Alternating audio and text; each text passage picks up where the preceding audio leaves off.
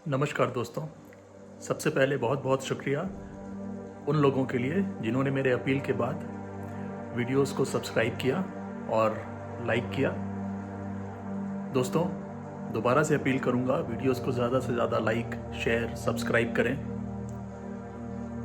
आज मैं एक दूसरी वजह दूंगा। दोस्तों, अगर जीवन को हम एक समस्या या प्रॉब्लम माने और उस प्रॉब्लम को अगर हमें सॉल्व करना है तो वो तो हमें साथ में ही करना होगा। क्योंकि अगर प्रॉब्लम मेरी होती तो मैं सॉल्व कर लेता, प्रॉब्लम अगर आपकी होती तो आप सॉल्व कर लेते। लेकिन लाइफ मेरी या आपकी नहीं, चेतना मेरी या आपकी नहीं, लाइफ या चेतना पूरी ह्यूमैनिटी की है, सबकी है। तो इसमें आपकी भागीदारी बहुत ज़रूरी है। एक बार फिर से विनम्र निवेदन, कृपया वीडियोस को लाइक, शेयर और सब्सक्राइब करें। धन्यवाद। वीडियोस को पूरा देखें और जहाँ पे भी बात स्पष्ट ना हुई हो, क्लियर ना हुई हो, कमेंट करें, या आपका कोई मत हो या मतांतर हो तो भी कमेंट करें। बहुत बहुत धन्यवाद। नमस्कार दोस्तों, स्वागत है आप सबका। दोस्तों, पिछले वीडियो में हमने बात की थी चेतना की, और हमने एक डिस्टिंक्शन, एक सेपरेशन ड्रॉ किया था, एक अंतर लाया था इंक्वायरी में आगे बढ़ने के लिए। जो एक्चुअलिटी है या जो प्रकृति है, जो भौतिक चीज़ें हैं और जो हमारे सोच विचार हैं उनके बीच में। तो हमने कहा था कि चेतना हर वो चीज़ से बनती है जिसके बारे में हमारे विचार सोचते हैं। हम जिस चीज़ के बारे में भी सोचते हैं वो हमारी चेतना का हिस्सा बन जाता है। और यहाँ पे ये डिस्टिंक्शन लाना ज़रूरी इसीलिए भी है क्योंकि जैसे अगर हम पेड़ या पर्वत देखते हैं तो शायद हम ये सोचते हैं कि पेड़ और पर्वत कितने सुंदर लग रहे हैं, तो वो एक सोच है, थॉट है। तो शायद मानवीय चेतना में पेड़ और जो पर्वत हैं वो एक सुखद अनुभूति के रूप में दर्ज हो जाए। लेकिन पेड़ और पर्वत की अपनी आप की एक वास्तविकता है, अपने आप की एक एक्चुअलिटी है। तो हमने ये डिस्टिंक्शन ड्रॉ किया था। तो चेतना जो हम कहते हैं, और वो चेतना कलेक्टिव चेतना है, पूरी मानवीय चेतना है। जैसे कि हमने उदाहरण के लिए भी लिया कि किसी प्राकृतिक खूबसूरती को देखकर जो आनंद की अनुभूति है वो कमोबेश हर मानव में होती है। तो ये जो पूरी कलेक्टिव चेतना है उसमें हर तरह के भावना है, हर तरह के सोच विचार हैं जो मानव ने, जब से मानव जागरूक हुआ है, जो मानव ने सोचा, जिसके बारे में भी सोचा, वो सब चेतना का हिस्सा है और वो मानवीय चेतना है। वो चेतना हमारी या आपकी या किसी एक इंडिविजुअल की चेतना नहीं है। दोस्तों, हमने बात की थी अवेयरनेस के बारे में भी कि अवेयरनेस का क्या रोल है, और अवेयरनेस जब होता है तो थॉट अपनी जगह पर आ सकता है, थॉट स्ट्रेटन आउट हो सकता है। और हमने कहते कहते ये भी कहा था कि थॉट, अवेयरनेस, डिज़ायर, ये चीज़ें एक ही हैं।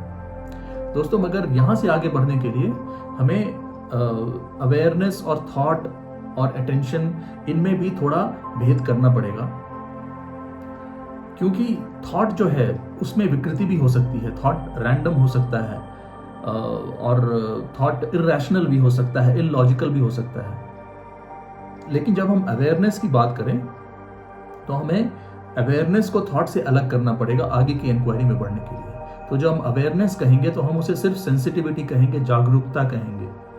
हमने पिछले वीडियो में कहा था कि बहुत सूक्ष्म स्तर पर शायद एक सूक्ष्म विचार है, लेकिन हम उस कॉम्प्लेक्सिटी में नहीं पढ़ते। सिंप्लिसिटी के लिए हमको इसे अलग करना पड़ेगा। अगर अवेयरनेस में थॉट है तो फिर वो थॉट ही हो गया।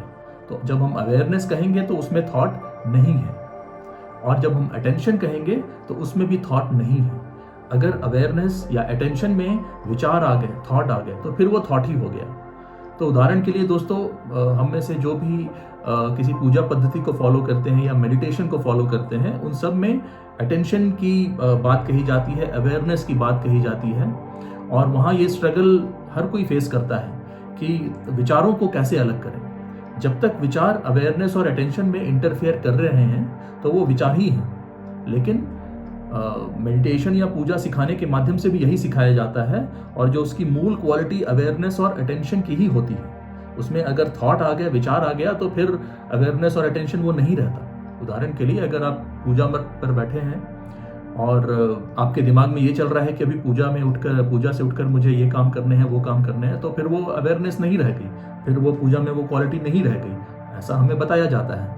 तो तार्किकता से भी हम ये समझ सकते हैं कि अवेयरनेस और अटेंशन को हमें थॉट से अलग करना पड़ेगा, तभी हम इस इंक्वायरी में आगे बढ़ सकते हैं। तो दोस्तों, ये बात तो बहुत ही स्पष्ट है कि सत्य का थॉट से तो कोई संबंध नहीं है, क्योंकि थॉट में विकृति है और थॉट में कोई फोकस नहीं है। तो लेकिन अवेयरनेस और अटेंशन में ये विकृति हम कहते हैं नहीं है, अवेयरनेस और अटेंशन। तो क्या हम ये कह सकते हैं कि अगर अवेयरनेस है और अटेंशन है तो फिर सत्य प्रकट हो जाए? क्या वो सत्य है? तो दोस्तों, हमने पिछले वीडियो में ये भी कहा था कि सत्य, ईश्वर, ब्रह्म, हम जो भी नाम देना चाहें, जैसे भी उसे संबोधित करना चाहे, वो अवेयरनेस और अटेंशन से भी आगे की चीज है, वो अवेयरनेस या अटेंशन तक भी नहीं रुकती। तो दोस्तों, क्योंकि हम में से ज्यादातर, और शायद जो स्वयं सत्य नहीं है, जो स्वयं ब्रह्म नहीं है, हमने किसी एक वीडियो में कहा भी था कि हमने पृथ्वी पर ऐसे लोगों को देखा है, हम ऐसे लोगों के बारे में पढ़ते हैं, जानते हैं, और हम यही कहते हैं कि जय कृष्णमूर्ति भी उनमें से एक थे, जिन्होंने सत्य को जाना, शायद फिर यहाँ पे वो शब्दों की मर्यादा है और शब्द शायद वो कन्वे नहीं कर सकते। तो हम ये कहें कि जो स्वयं सत्य थे, सत्य के प्रतीक थे, या ब्रह्म प्रतीक हम कहें, तो हम ऐसे लोगों को तो जानते हैं।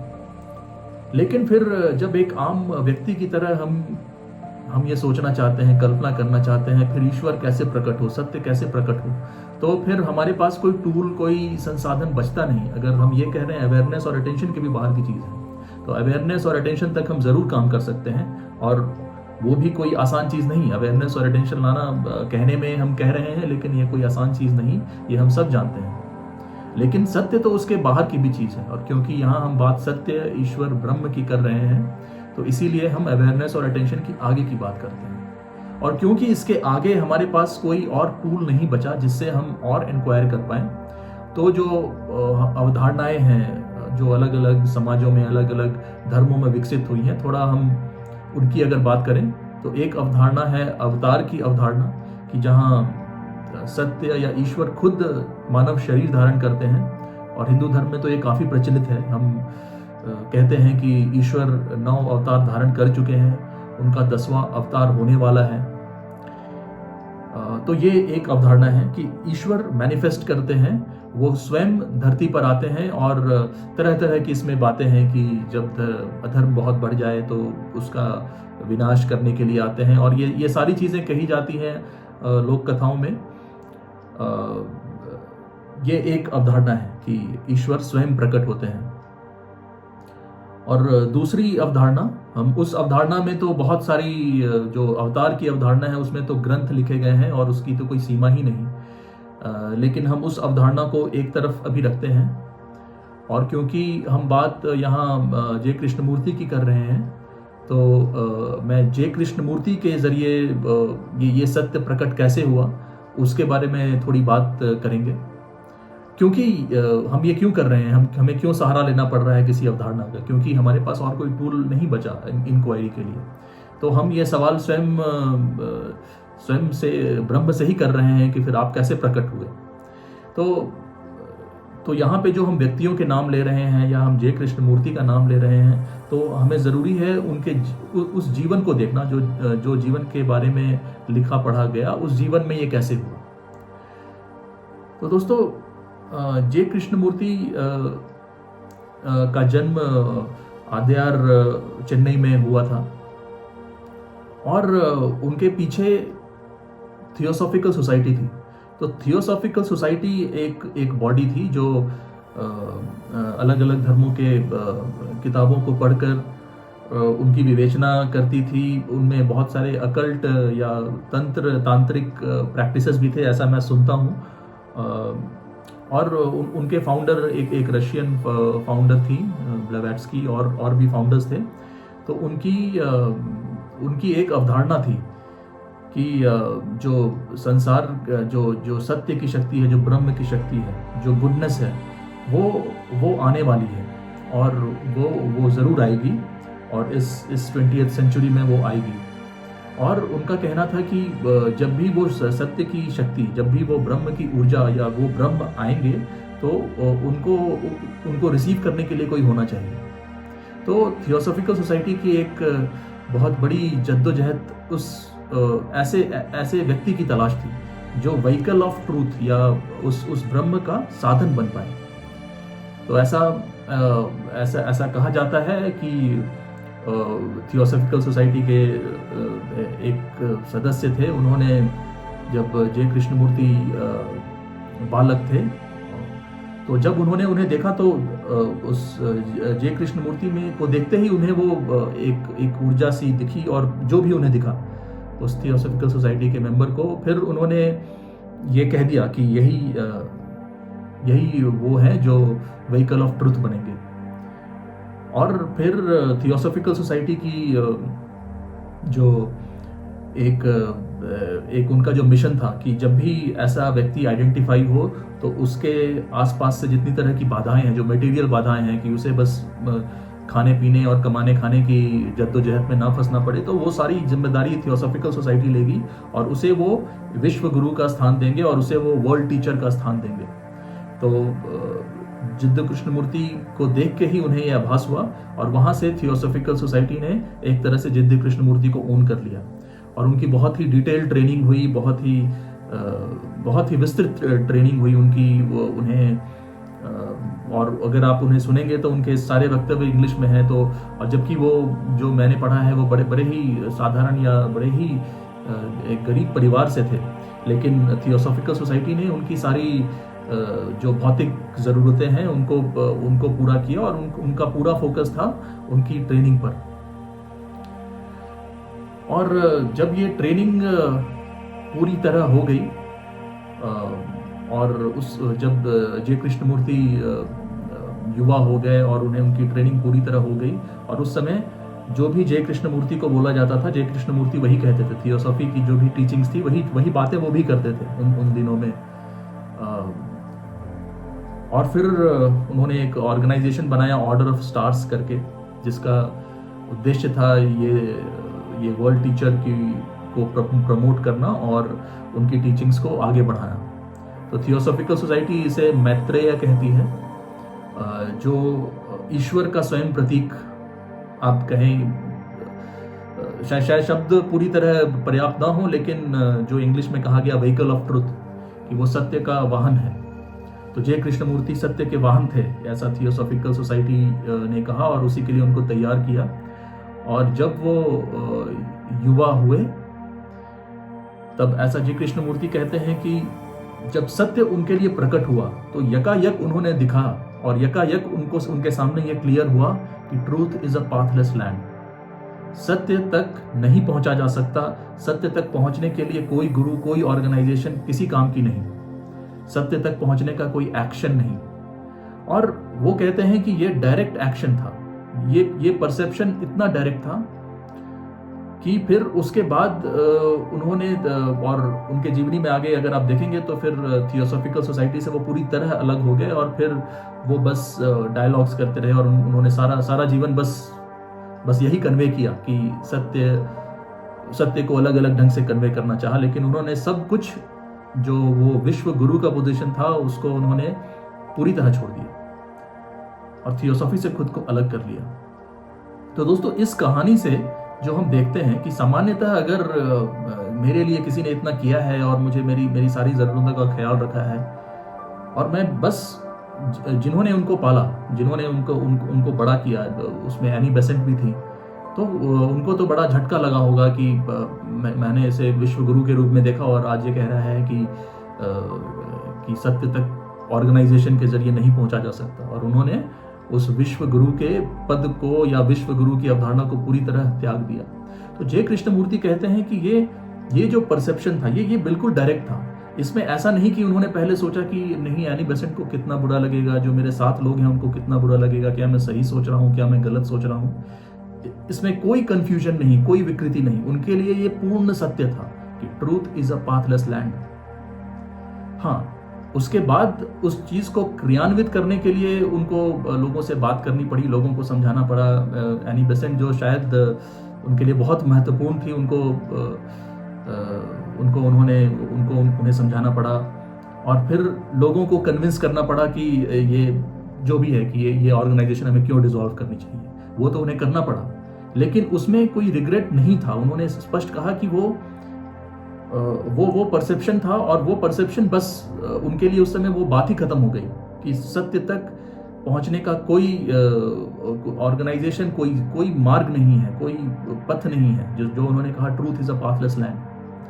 तो ये एक बात है जो ट्रूथ का एक्शन है, वो बस वो आउट ऑफ टाइम और डायरेक्ट परसेप्शन के थ्रू हुआ, लेकिन उसे क्रियान्वित जय कृष्णमूर्ति को करना पड़ा। तो इसमें हम क्या देखते हैं कि एक परसेप्शन था और वो परसेप्शन के बाद जय कृष्णमूर्ति उसे शब्द देते हैं कि truth is a pathless land. तो यहां पे रोल आता है उस अवेयरनेस का, अटेंशन का, कि जो ट्रूथ है, जो परसेप्शन है कि truth is a pathless land, वो परसेप्शन तो हो गया, लेकिन उसे शब्द देने के लिए वो अवेयरनेस चाहिए। तो अवेयरनेस जो है वो सत्य को एक्सपीरियंस करती है और सत्य को पूरी तरह एक्सपीरियंस नहीं कर सकती। तो या हम उसे कॉन्शियस अवेयरनेस कहें, तो वो अवेयरनेस उस सत्य को हम ये भी नहीं कह सकते कि अनुभव करती है, क्योंकि वो अनुभव पूर्ण नहीं है। वो अवेयरनेस जानती है, वो हम अवेयर होते हैं, और या जय कृष्णमूर्ति अवेयर हुए इस सत्य से। तो यहाँ पे अवेयरनेस और उस परसेप्शन के बीच का डिफरेंस है। परसेप्शन टाइम में नहीं था, परसेप्शन डायरेक्ट था, और ये कॉन्शियस अवेयरनेस हुई उस सत्य की, और फिर उस कॉन्शियस अवेयरनेस से फिर थॉट के जरिए ये शब्द गढ़े गए कि truth is a pathless land. और फिर जय कृष्णमूर्ति ये भी कहते हैं कि description is not the described. तो ये जो डिस्क्रिप्शन है, truth is a pathless land, सत्य, ईश्वर, जो भी कहना चाहें आप उसे, वो कोई मार्ग नहीं है। तो ये डिस्क्रिप्शन अपने आप में सत्य नहीं है, क्योंकि description is not the described. तो सत्य क्या है? वो सिर्फ वो परसेप्शन है जो जिस परसेप्शन के बाद अवेयरनेस के थ्रू ये बात सामने आई कि truth is a pathless land. लेकिन अवेयरनेस भी वो कंप्लीट उस पूरे सत्य का अनुभव नहीं है। वो अवेयरनेस शायद वो टूल है जिसके जरिए ये चीज क्रियान्वित हो पाई रियलिटी की दुनिया में, इस जगत में। और दोस्तों, अगर जो एक बहुत ही कॉमन डिबेट आध्यात्मिकता की दुनिया में होता है कि क्या गुरु की आवश्यकता है, क्या गुरु की आवश्यकता नहीं है, हम देखें तो उसकी भी कुंजिका इसमें है। अगर हम देखें कि सत्य का तो माया से कोई संबंध ही नहीं, सत्य अपने आप में परसेप्शन है, लेकिन सत्य का जो अवेयरनेस है, उसके बाद जो एक्शन है, वो वास्तविकता की दुनिया में होता है। तो जय कृष्णमूर्ति का जो सत्य से जो साक्षात्कार था, वो डायरेक्ट परसेप्शन था। उसके बाद अवेयरनेस का यूज करके, थॉट का यूज करके उन्होंने उसको अलग अलग ढंग से डिस्क्राइब किया, दूसरों ने शायद उसको पिकअप किया। तो लेकिन वो ये भी कहते रहे कि description is not the describe, वो शब्द वो नहीं है। लेकिन वास्तविकता की दुनिया में, क्योंकि वो सत्य साक्षात्कार हुआ, वो ब्रह्म साक्षात्कार हुआ, तो सत्य की दुनिया में थॉट ने उसे एक्सप्रेस किया। तो जो भी हम महापुरुष देखते हैं या जो वास्तविक गुरु हैं, ऐसे तो बहुत लोग हैं, लेकिन हम सबकी बात नहीं कर सकते। लेकिन अगर कोई वास्तविक गुरु है तो वो भी यही कर रहा है दोस्तों। वो भी वास्तविकता में जो ब्रह्म साक्षात्कार है, जो सत्य साक्षात्कार है, वास्तविकता या इस रियलिटी में उसको एक्सप्रेस कर रहा है। और जब हम कहते हैं कि गुरु की आवश्यकता है, तो गुरु की आवश्यकता है उस वास्तविकता में। वो गुरु आपको कहेगा कि नहीं, आपके लिए एक मेथड बताएगा, या मेडिटेशन का मेथड, या योग का मेथड, या पूजा पद्धति, या कुछ और, आप जो भी कह लें, वो मेथड वो वास्तविकता की दुनिया में होगी, वो वास्तविकता के लिए होगी। वो शायद आपको प्रिपेयर कर रहा है। लेकिन ऐसा नहीं कि वो आपको सत्य तक ले जा सकता है। वो एक्सप्रेस कर रहा है और आप उस बात को एक्सेप्ट कर रहे हैं और उस मेथड को फॉलो कर रहे हैं। तो अगर हम किसी गुरु शिष्य परंपरा में भी जाएं तो शायद जो सबसे संपूर्ण साधक माना जाता है वो वही माना जाएगा जो इस बात से हर पर परेशान ना हो कि मैं क्या स्पिरिचुअल पाथ पे प्रोग्रेस कर रहा हूं, मैं क्या करूं, मैं प्रोग्रेस करूं, क्योंकि थॉट के साथ आप नहीं चल सकते। कार्य जो अगर आपने किसी को गुरु माना है तो उसमें पूर्णता होनी चाहिए। उसमें फिर ये सवाल हर बार नहीं होना चाहिए, और जितनी बार ये सवाल आप शायद गुरु से करें कि क्या मैं प्रोग्रेस कर रहा हूँ स्पिरिचुअलिटी के मार्ग पे, तो वो हमेशा आपको कोई जवाब देंगे जो फिर वास्तविकता में होगी। लेकिन असली बात क्या है कि जो मेथड है, जो भी मेथड है, वो वास्तविकता की दुनिया में है, वो इस माया की दुनिया में ही है। और जब जो सत्य है वो इन सब से अलग है, तो सत्य तक पहुंचाने के लिए कोई नहीं, लेकिन शायद इस वास्तविकता में आपके जीवन को सरल बना सकती है वो बातें या वो एक्सप्रेशन जो गुरु करते हैं, क्योंकि गुरु को तो सत्य का साक्षात्कार है, हम ऐसा कहते हैं। तो हो सकता है कि वो जब एक्सप्रेस करें खुद को, तो उस एक्सप्रेशन से रियलिटी की दुनिया में आम लोग काफी सहज और ऑर्डर हो जाएं। तो उस एक्सप्रेशन से हो सकता है दुनिया में कुछ ऑर्डर आ जाए, लेकिन हम ये नहीं कह सकते कि वही सत्य है। अब दोस्तों, इसके आगे हमें बात करनी होगी एनर्जी की। जैसे जो वास्तविकता की एनर्जी है वो अपनी जगह है। अगर मैं बहुत एम्बिशियस हूँ, मैं बहुत महत्वाकांक्षी हूँ, तो उसमें बहुत एनर्जी है। और मेरी महत्वाकांक्षा किसी डिजायर को लेकर है, मुझे कुछ बनना है अपने जीवन में, तो मैं पूरी जान लगाऊंगा। तो ऐसे लोग हम देखते हैं और हम कहते हैं ऐसे ही लोग बहुत सक्सेसफुल होते हैं, जो पूरी जान लगाते हैं, पूरी एनर्जी लगाते हैं। तो वो एनर्जी डिजायर ड्रिवन है, वो वास्तविकता की एनर्जी है। और सत्य की एनर्जी कंप्लीटली डिफरेंट है, कंप्लीटली अलग है। तो यहाँ पर जो सत्य की एनर्जी को अगर हम समझना चाहें तो एक अवधारणा कुंडलिनी की है, जो भारतीय योग दर्शन में काफ़ी प्रचलित है कि कुंडलिनी जागरण से फिजियोलॉजिकल लेवल पर काफ़ी चेंजेस होते हैं। जो आपके वर्तमान अनुभव हैं वो सिर्फ दैनिक जीवन के हैं, लेकिन ये जो कुंडलिनी की एनर्जी है ये अलग अलग जंक्शंस हैं, बॉडी में अलग अलग जंक्शंस माने गए हैं, जिनको चक्र कहा जाता है। तो उन चक्रों के जरिए ये एनर्जी जैसे जैसे ऊपर जाती है, आपके अनुभवों का विस्तार होता है। आपके जो दैनिक जीवन का अनुभव है उससे काफ़ी ज़्यादा अनुभव में आप जाएंगे। कई तरह के अनुभव होंगे जो आप सामान्यतः अनुभव नहीं कर सकते। और ये ऊर्जा जैसे जैसे ऊपर जाएगी वो अनुभवों का विस्तार होगा। और जब ये शरीर के ऊपर चली जाएगी, या जो हम कहते हैं सहस्रार चक्र के ऊपर चली जाएगी, तो क्या हम कह सकते हैं कि वो ऊर्जा है, वो है सत्य की ऊर्जा। और क्या कुंडलिनी जागरण अनिवार्य है सत्य की प्राप्ति के लिए?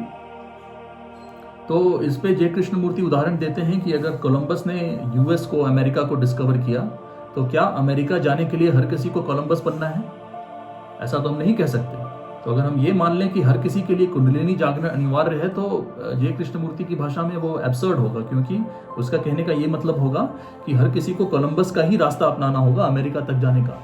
लेकिन कोलंबस ने जब अमेरिका का रास्ता देख लिया, तो उसके बाद कई तरीकों से आप अमेरिका तक पहुंच सकते हैं। तो ये उदाहरण जय कृष्णमूर्ति ने दिया। तो वो कहते हैं कि ये बात कहना एब्सर्ड होगा कि कुंडलिनी जागरण हर किसी के लिए जरूरी है सत्य के प्रकट होने के लिए। हालांकि जब वो अपनी बात कर रहे थे तो उन्होंने भी यही कहा कि एक इंटेंस पेन या फिजिकल सफरिंग से वो गुजरे थे, और शायद उन्होंने इंगित करने का भी प्रयास किया कि वो शायद वो कुंडलिनी जागरण की ऊर्जा थी जो फिजिकल पेन के रूप में प्रकट हो रही थी। लेकिन वो ये भी कहते हैं कि ये कोई अनिवार्य शर्त नहीं सत्य के प्रकट होने के लिए। कुंडलिनी जागरण कोई अनिवार्य शर्त नहीं। लेकिन वो ये कहते हैं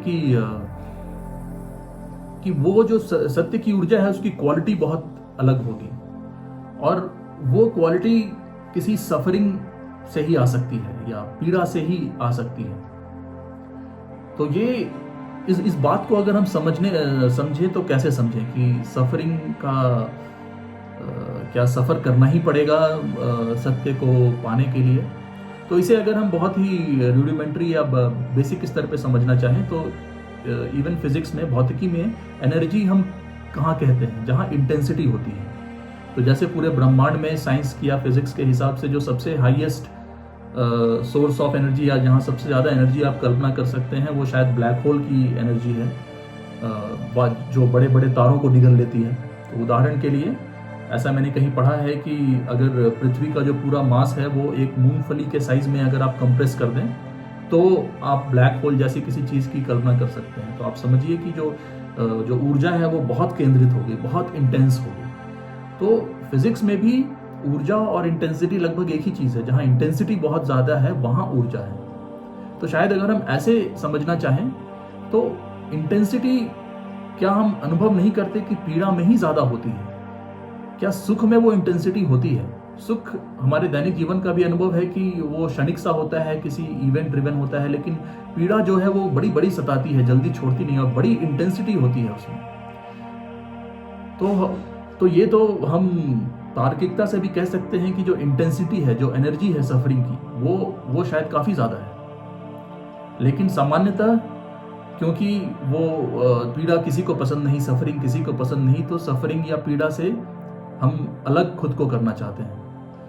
तो जे कृष्णमूर्ति कहते हैं कि अगर उस पीड़ा से खुद को अलग करने का कोई प्रयास ना किया जाए, कोई एफर्ट ना किया जाए, उस पीड़ा को पूर्णता में देखा जाए, तब जो क्वालिटी ऑफ एनर्जी है वो एक अलग क्वालिटी ऑफ एनर्जी होगी। और क्या ये कुंडलिनी की एनर्जी या ये सफरिंग की एनर्जी, क्या यही सत्य है? फिर हम इस सवाल पर आते हैं। तो दोस्तों, इसके अगले वीडियो में हम इस चर्चा को यहाँ से आगे बढ़ाएंगे। जुड़ने के लिए बहुत बहुत धन्यवाद। और जैसा कि पहले भी कह चुके हैं, कृपया लाइक, शेयर, सब्सक्राइब करके वीडियो को आगे बढ़ाएं, कमेंट्स करके चर्चा को और समृद्ध करें। धन्यवाद।